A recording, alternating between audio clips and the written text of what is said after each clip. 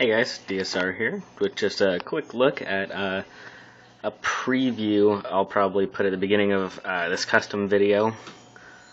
When I finally do it, I just thought I'd take a quick look at the disassembly of this Optimus Prime from the Ultimate Battle set with Megatron, the G1 styled Optimus Prime. So just to get a good look, this is disassembled Optimus, windshield taken apart and everything. Removed all the pins, masked off the wheels, pulled the whole chest assembly apart. This will be glued. A lot of these gray parts will be silver. I'm thinking of just leaving the legs the color they are, just blue. But yeah, I'm debating whether or not I'm going to paint this windshield piece like the light blue, or leave it clear and do the detailing on the inner seats. I'm not sure. I'm leaning more towards painting this. Anyway, just wanted to give you a quick look at Optimus Prime disassembled. And here's some of the parts before painting. And immediately after. These pieces over here are Krylon shortcuts, flat chrome, or flat silver, I'm not sure. And these pieces over here are a different silver that will be used as a base coat for some white paint. And after 2 coats of white.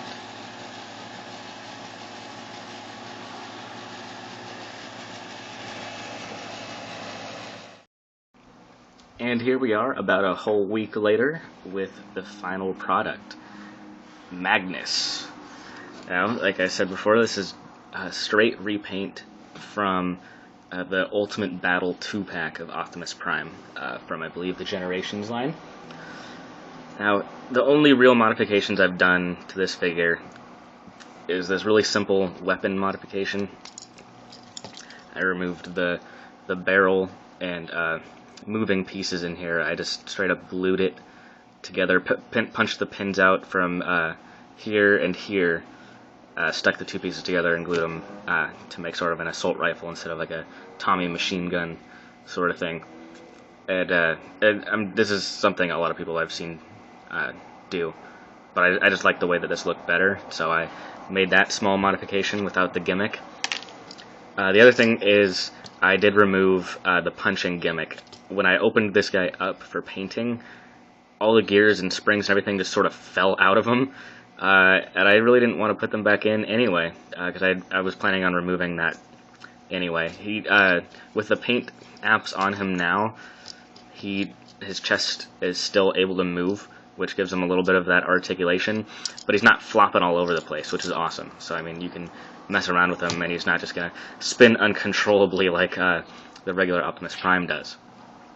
Now, some of the only issues I had with him, without sanding him or anything, like I said, just a straight repaint, which by the way I did use. I'm not sure if I mentioned this early in the video, the suggestion that Ed, Double O Gundam Reviews, used for painting like red pieces by doing a silver coat first and then white over it. It worked pretty flawlessly, except for I did have to do 2 to 3, sometimes 4 coats on certain pieces because my white paint was really thin, my spray paint.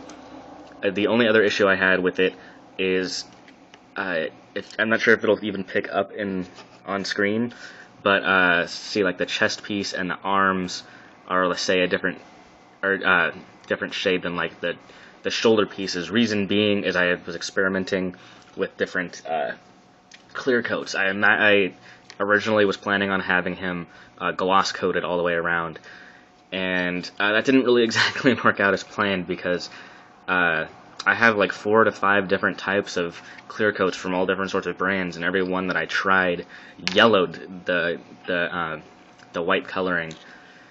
So I ended up using my Mr. Super Flat or super clear flat clear coat, which is awful because I can't find it right now, and it's really expensive at like $13 to $15 a can, and I probably used a majority of it on this custom, which I was not planning on doing whatsoever. The only gloss parts that actually stayed are these silver pieces here, and you can tell they're really glossy, and I used a gloss clear coat on those, and it helped seal in really well. So these parts are still movable, and I haven't really had an issue with paint rubbing yet, which is awesome. I did make the rookie mistake again of pre-assembling before clear coating, and had a lot of paint chippage, like say in here, which I wasn't planning on showing off, but I'm not gonna lie, I did do that, and I didn't clear coat like some of the silver pieces, and yeah, they chipped all over the place. But live and learn. Anyway, this also, his face mask is the only blue piece that I did. The hands, I just kept the original coloring and masked them off.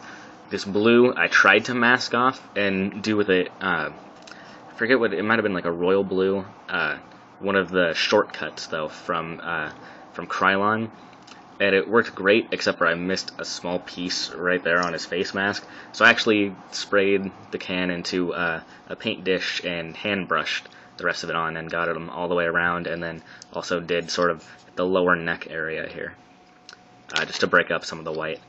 And I really like the way it came out. It's a little rough, but whatever. The other change I made was I gave him the red eyes like he has in I think some of the comic strips that I've seen of Magnus, the newer ones. So he's got his red eyes. That was Tamiya clear acrylic paint that I just hand brushed on.